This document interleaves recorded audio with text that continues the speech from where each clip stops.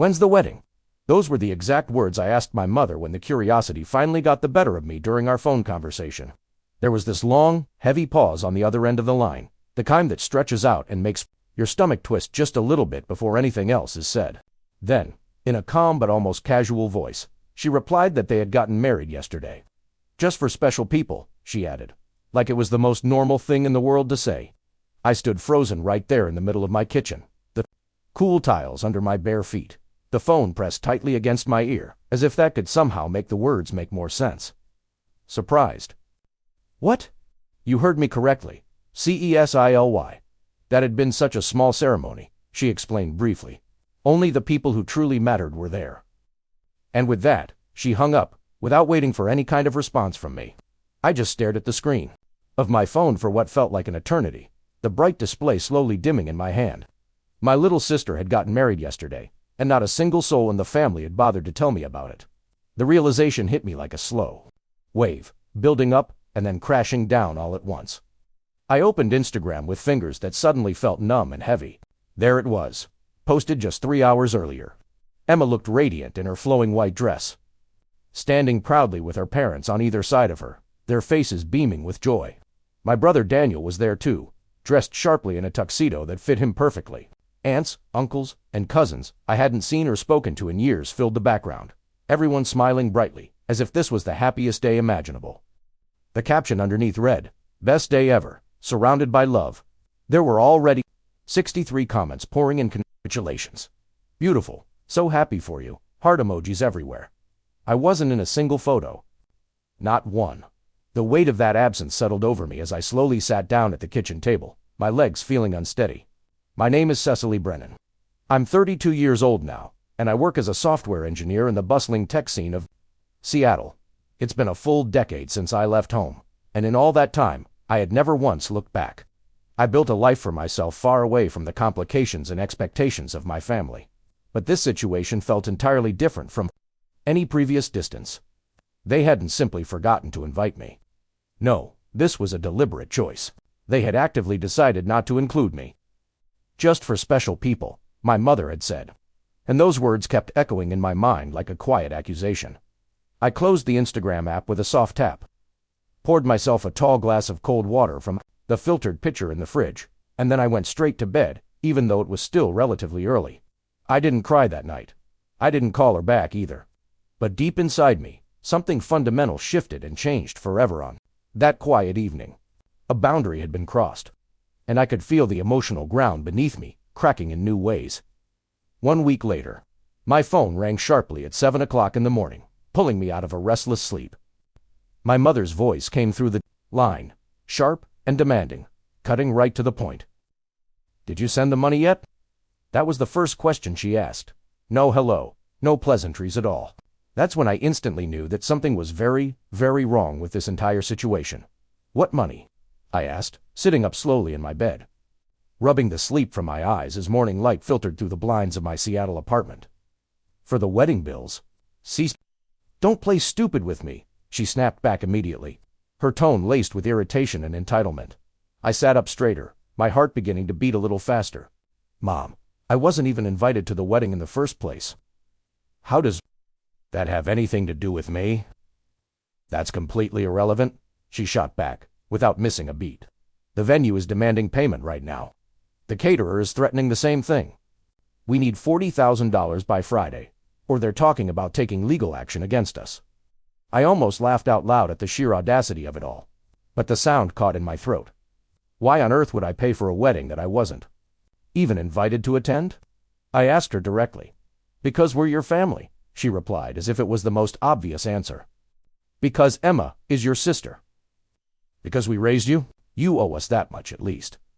You didn't raise me to be a personal bank account for your emergencies," I said firmly, my voice steady, even as my mind raced. She was quiet for a long moment on the other end. Then she continued in a lower tone. "We know you have the money, Cecily. You work in tech, after all. You live alone in that fancy city. No husband, no kids to spend it on. What else could you possibly be using it for?" There it was, the real reason laid bare, stripped of any pretense. The expectation that my success automatically meant I existed to financially rescue them. I'm not sending anything, I told her clearly. You're being incredibly selfish, she accused before I ended the call. I hung up, but I couldn't stop thinking about the conversation.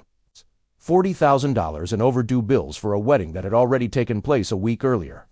That timeline didn't add up in my mind at all. Wedding venues usually require substantial deposits months in advance.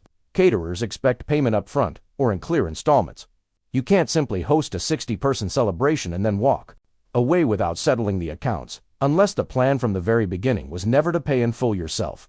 I opened my laptop that same morning, the screen glowing brightly in the dim light of my apartment. I searched for details about my sister's wedding venue, the Grand Oak Estate.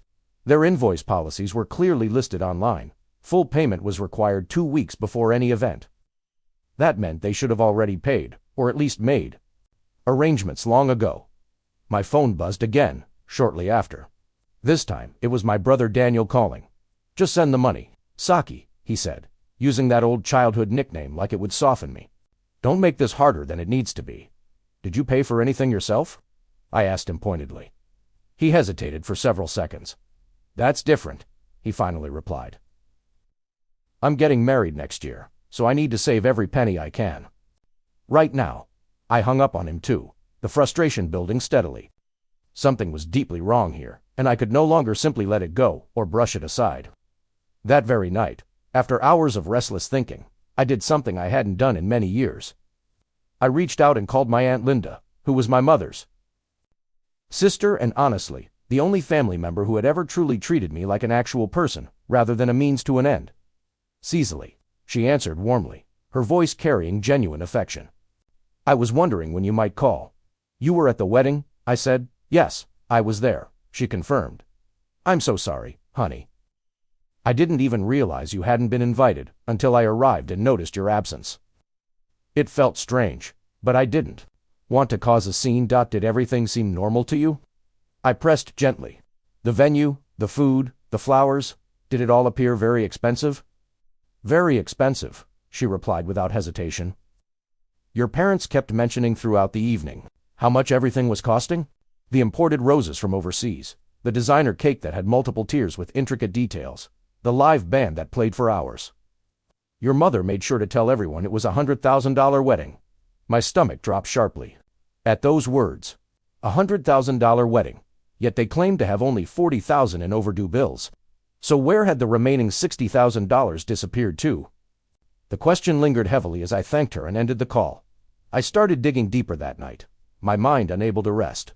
I found Emma's wedding registry still active online. It was filled with extremely expensive items: CN kitchen appliances, luxury linens, designer home decor. Most of them were already marked as purchased. I checked her Instagram feed again. There were fresh posts from the honeymoon in the Maldives, 5-star resort, private villa overlooking turquoise waters, candlelit dinners on the beach. None of that came cheaply. Then I discovered a post on my mother's Facebook from 2 months earlier. "Finally got the kitchen remodel completed," it read. "We've been dreaming about these marble countertops and custom cabinets for years. Dreams really do come true when you believe." Accompanied by photos of the shiny new space. I sat back in my chair, the pieces slowly coming together in my mind. They had clearly been spending a lot of money, far more than they could actually afford. My phone rang once more. This time, it was my father on the line. "Cecily, your mother is very upset about all of this," he said in a tired voice. "Good," I thought, but didn't say out loud. "We need that money," he continued. "This is about family. Then why wasn't I invited to the wedding?" I asked him directly. He sighed deeply, the sound heavy with exasperation, as if I was being unnecessarily difficult. "You know exactly why," he said quietly after a pause. "Actually, I don't." "Please explain it to me." "Because you left us," he answered. "You chose your career over your family. You made it very clear where your priorities truly lie." I felt something cold and heavy settled deep in my chest at those words. "So this is punishment," I replied. He didn't deny it. That silence confirmed everything. That was the precise moment when I decided I needed to uncover exactly what they were hiding from me. I couldn't ignore it any longer. I hired a private investigator the very next day. It might sound overly dramatic to some people, but I desperately needed real answers, and I already knew my family would never provide them willingly or honestly. His name was Rick. He was a former police officer with years of experience, and a trusted colleague at work had highly recommended him. "What exactly are you looking for?" he asked me during our initial meeting. "Financial records, bank statements, anything that reveals where their money has been going and how they've been managing their situation." I told him clearly that only took him 3 days to gather substantial information. When he called me back, his voice had changed noticeably, carrying a more serious tone. "You're going to want to sit down for this," he warned. He sent over a detailed file. I opened it with a deep breath. My parents were completely broke. House carried a large second mortgage. Credit cards were maxed out to their limits. They had taken personal loans from 3 separate banks. Altogether, they owed more than $200,000. I whispered into the phone, barely able to process it. "Keep reading," Rick advised. As I scrolled further, the full picture emerged painfully. For the past 5 years, my parents had been living far beyond their actual means. Luxury cars that were leased, designer clothes, extravagant vacations, financed through credit. And throughout that time, they had been telling relatives and friends that I was the one paying for everything. There were screenshots of Facebook messages and emails where my mother bragged openly. "Cecily is so successful in her tech career. She takes care of everything for us, without question." My Aunt Carol had replied once, "You're so lucky to have a daughter like that." And my mother responded proudly, "We raised her right." I felt physically sick reading it all. They had been using my name and my reputation as a shield, creating this false narrative that I was funding their lavish lifestyle, when in reality, I hadn't sent them even a single dollar in the last 10 years. Then came the worst revelation. Of all, Emma's wedding wasn't merely expensive, it had been orchestrated as a calculated scam. They had told various vendors that I would be covering the final bills, provided my name, my phone number, and even an email address they must have accessed somehow. They had forged contracts that included my signature. Every single vendor believed I was the official guarantor. The $40,000 in overdue bills, all of it had been placed directly in my name. If those bills went unpaid, it would be me facing lawsuits, damaged credit, and legal consequences. I didn't panic in that moment. That's exactly what they had counted on. That fear would force me to pay quickly to protect myself. But over the years, working in tech and navigating life on my own, I had learned an important lesson. You don't simply react emotionally. Instead, you pause, you plan carefully, and then you act with precision. I called Rick back immediately. "I need more information," I said. "Every vendor contract, every invoice, every email where they used my name or signature. Get me everything possible. You're really going to fight this?" he asked, a note of respect in his voice. "I'm going to end it completely," I replied with determination. He delivered the full package within 2 days. Forged signatures appeared on 4 major vendor contracts. There were long email chains where my mother had pretended to be me, responding to inquiries. Text messages to the wedding planner had been sent from a fake number registered in my name. This wasn't just family drama anymore. This was clear identity theft, fraud, and forgery, all serious criminal offenses. But I didn't rush to the police right away. I had a much better, more strategic plan in mind. First, I contacted every single vendor, personally, explained the entire situation in calm, detailed messages and phone calls. I provided clear evidence that the signatures were not mine. I offered full cooperation with any legal actions they wished to pursue against my parents specifically, not against me. Most of the vendors were sympathetic once they understood. A few were understandably angry about being deceived, but every one of them agreed to redirect their claims away from me. Then I made additional calls. I reached out to Emma. She picked up on the 3rd ring, her voice guarded. "What do you want?" "Cecily, I want to know if you knew about any of this," I said. "Did you know that Mom and Dad were putting all the wedding bills in my name?" There was a long silence. "They said you offered to do it," she replied quietly, eventually. "They told me you wanted to give it as a generous gift, even though you weren't coming." I believed them. I didn't ask many questions. "You never do," I said, with a touch of sadness. "You never ask the important ones." I hung up after that. The next conversation was with Daniel. "Did you know they forged my signature on those contracts?" I asked him straight out. "Cecily, just pay the money and don't turn this into a huge issue." He responded, "Evie Zevel answered the question." I insisted. He sighed loudly. "Mom said you had agreed to help out." I figured it was something worked out between the two of you. You figured completely wrong, I told him before ending the call. There was one final important call to make. I dialed my parents' number. My father answered. We need to talk, I said firmly. In person?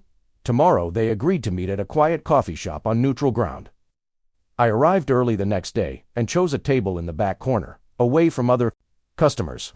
I had a thick folder with me, every document carefully organized and labeled. My parents walked in about 10 minutes late. My mother looked irritated and impatient. My father appeared exhausted, with dark circles under his eyes. This better be quick, my mother said as she sat down. We have other plans today. I slid the folder across the polished wooden table toward them. Open it, I instructed calmly. My father opened it slowly. As he read through the pages, his expression changed dramatically from confusion to shock. Where did you get all of this? He demanded. That doesn't matter right now, I replied. What truly matters is what you both did. My mother snatched some of the papers, her eyes scanning rapidly. This is private information. You had absolutely no right to dig into our affairs like this. You forged my signature? I stated evenly, maintaining my composure. You committed identity theft? You placed $40,000 of debt directly in my name without any permission whatsoever.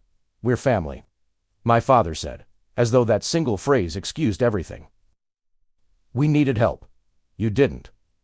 Ask for help, I countered. You stole my identity instead? My mother's face hardened with defiance. You owe us. Seasily. We raised you. We paid for your education. You paid for 2 years of community college? I reminded her. I earned scholarships after that and have been completely financially independent since I was 20 years old. That's not the point here, I interrupted her before she could continue. Every vendor has now been fully notified. They understand the signatures were forged. All legal claims are being redirected straight to both of you. My father's face went noticeably pale. You wouldn't actually do that to us, he whispered. I already have, I said. My mother stood up abruptly. You ungrateful little sit down. Mom? I said, my voice carrying a quiet authority that made her pause and slowly lower herself back into the chair. You have exactly 2 choices, he continued.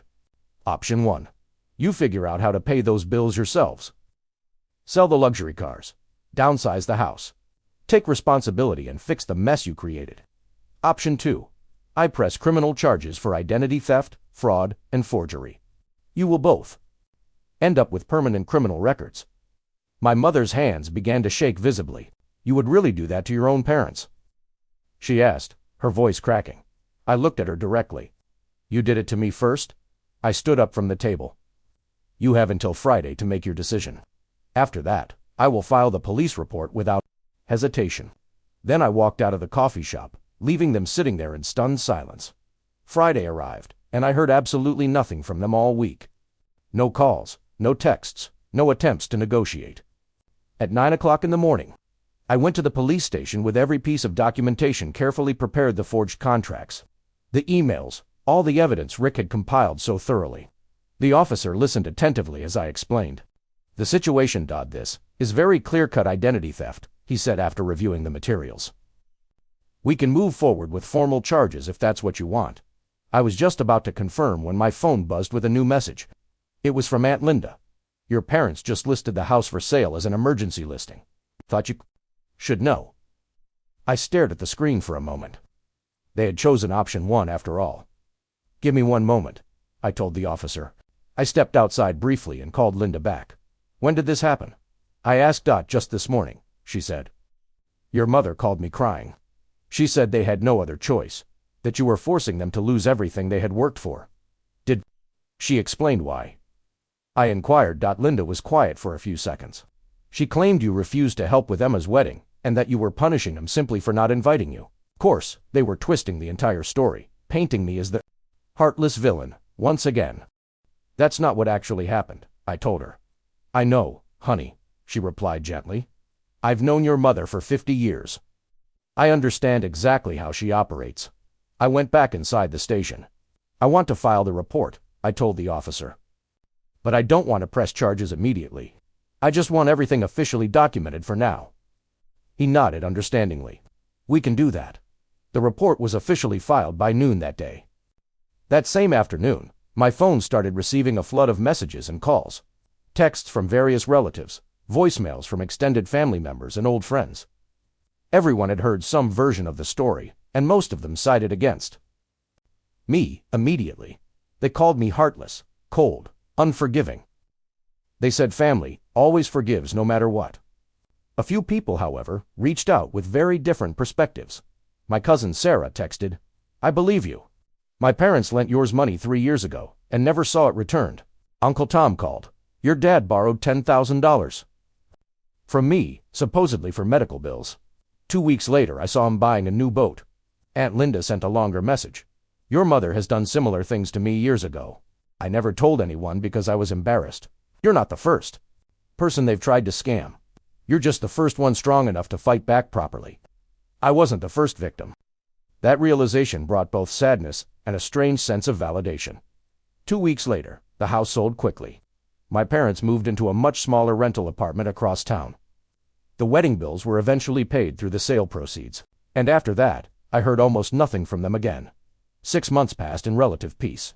I changed my phone number for added security. I locked down my credit reports with alerts on every possible account. I started seeing a therapist regularly, where I worked through the complex emotions of what had happened.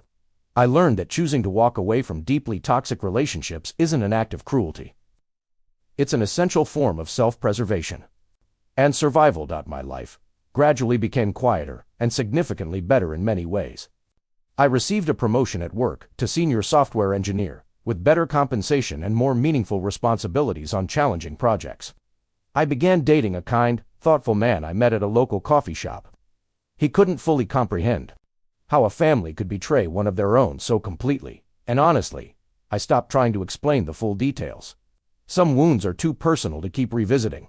Then, one ordinary afternoon, Emma called me from a number I didn't recognize. "Cicely," she said when I answered. I almost hung up immediately, but something made me wait. "What do you want?" I asked. "I'm getting divorced," she told me, her voice trembling with emotion. "Mom and Dad won't help me at all. They say they can't afford a lawyer right now. I don't know what to do or where to turn." I remained silent, letting her continue. "Was wrong about everything?" she went on, the words coming out in a rush. "About the wedding, about not inviting you, about believing them when they said you didn't care about any of us anymore. Didn't I tell you?" I said quietly. "Actions always have consequences. You can't treat people as if they are disposable, and then expect them to appear as your savior whenever you need rescuing later." She started crying openly on the phone. "I'm sorry, Cicely. I really am this time." "I believe that you're sorry," I replied. "But sorry doesn't undo the damage or fix what was broken, so you won't help me?" she asked, her voice small. I thought about it carefully for several long seconds. I thought about the years of distance, the betrayal, the forged documents, the lies. "No," I said finally. "I won't. You'll have to figure this out the same way." I had to figure everything out alone. I hung up the phone gently. Some people might think, this decision makes me cold or unforgiving. But I've learned one of the most important lessons of my life through all of this. You cannot set yourself on fire just to keep other people warm. Especially not the same people who once handed you the match and watched you burn. I am no longer their safety net. I am not their emergency backup plan or their secret source of money. I am simply, Cicely, living my own life on my own terms. Finally, free from those old chains. And for the first time in many years, that feels more than enough. It feels like peace. It feels like strength. It feels like the beginning of something truly mine.